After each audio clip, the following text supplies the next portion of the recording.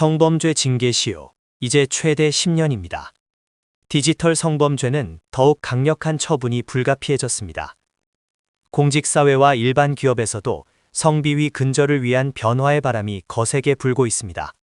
오늘은 성비위 징계시효의 획기적인 연장과 디지털 성범죄에 대한 징계 강화 조치에 대해 심층적으로 다루고자 합니다.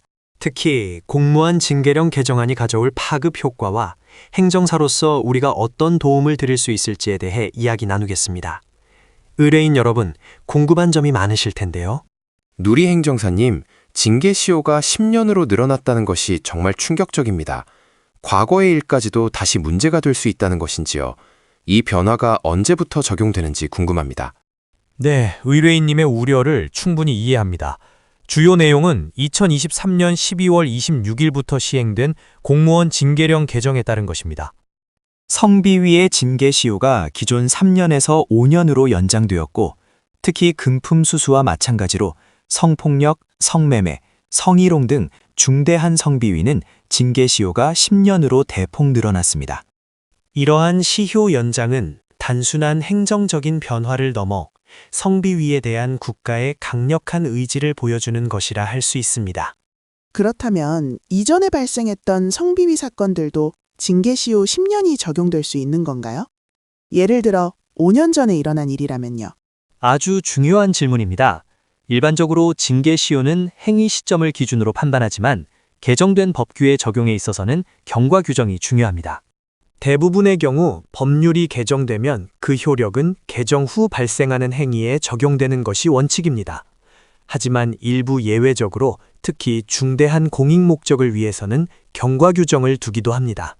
이 경우 시행일인 2023년 12월 26일 이전에 발생한 행위라도 개정 전의 징계시효가 아직 완성되지 않았다면 새로운 징계시효가 적용될 여지가 있습니다. 즉, 기존 시효가 끝나지 않은 사건에 대해서는 연장된 시효가 적용될 수 있으므로 과거의 행위도 면밀히 살펴야 합니다. 이 점이 많은 분들이 혼란스러워하는 부분입니다. 그렇군요. 그럼 시효가 연장되는 것 외에 디지털 성범죄에 대한 징계도 강화되었다고 하셨는데 구체적으로 어떤 내용들인가요? 딥페이크나 음란물 유포 같은 것이요? 네, 바로 이 부분이 이번 개정의 핵심 중 하나입니다. 과거에는 디지털 성범죄가 일반 성비위와 동일하게 취급되는 경향이 있었습니다. 하지만 이제는 딥페이크 제작 및 유포, 불법 촬영물이나 음란물 유포와 같은 디지털 성범죄에 대해서는 징계 양정 기준이 훨씬 엄격해졌습니다. 특히 공무원의 경우 이러한 행위는 파면이나 해임 등 최고 수준의 중징계로 이어질 가능성이 매우 높아졌습니다. 이로 인해 공직에서 완전히 배제될 수도 있습니다. 피해자 입장에서는 정말 반가운 소식입니다. 디지털 성범죄는 피해가 더 광범위하고 회복하기 어렵다고 생각합니다. 징계가 강화되는 것이 당연하다고 봅니다. 그럼 음란물 유포라는 것이 정확히 어떤 범위를 지칭하는 건가요? 단순한 공유도 포함되는지 궁금합니다. 매우 날카로운 질문입니다. 징계의 대상이 되는 유포의 개념은 매우 광범위하게 해석될 수 있습니다. 특정 다수에게 배포하는 행위는 물론 비공개 채팅방에서의 공유 또는 특정 인원만 접근 가능한 온라인 공간에 게시하는 행위 등도 유포에 포함될 수 있습니다. 중요한 것은 그 행위가 불특정 또는 다수가 내용을 인지할 수 있는 가능성을 만들었는지 여부입니다. 고의성 여부와 파급 효과에 따라 징계 수위가 달라질 수 있습니다.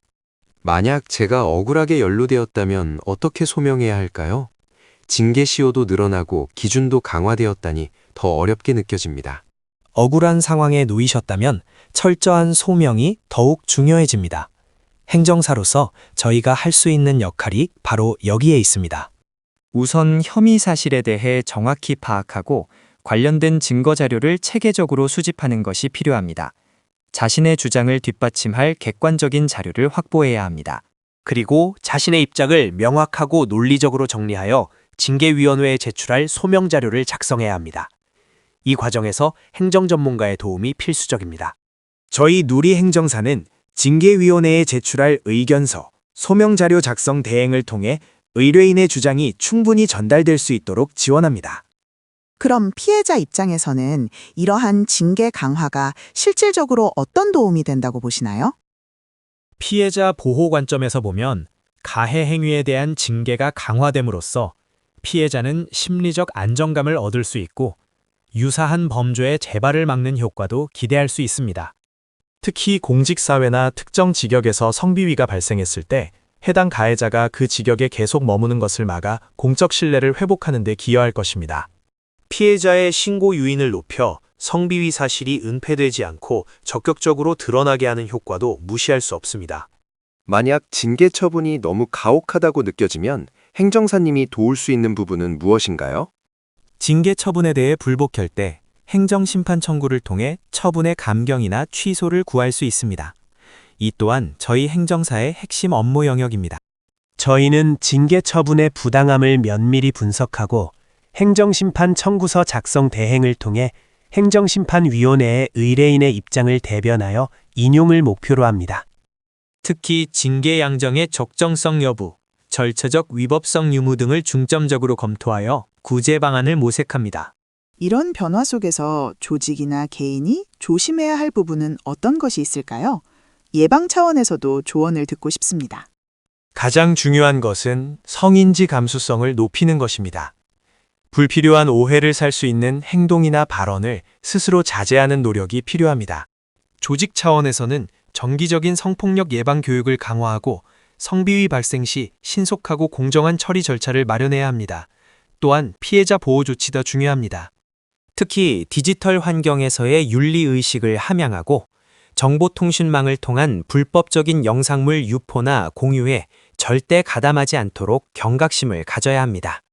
이제 성비위는 단순히 개인의 일탈을 넘어 조직의 존립까지 위협하는 중대한 사안으로 인식되고 있습니다. 철저한 예방과 신중한 대응이 필수적입니다. 징계시효 연장과 디지털 성범죄 징계 강화가 가져올 변화가 생각보다 훨씬 크다는 것을 깨닫게 됩니다. 행정사님의 역할이 더욱 중요해진다는 생각이 듭니다. 네, 맞습니다. 법과 제도의 변화는 때로는 예측하지 못한 상황을 만들기도 합니다. 이럴 때일수록 전문적인 시각으로 자신의 상황을 분석하고 대응하는 것이 필요합니다.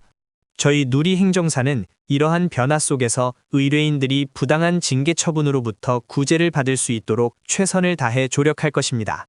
법리는 차갑지만 대응은 뜨거워야 합니다. 부당한 처분에 맞설 강력한 논리, 누리 행정사가 준비해드립니다.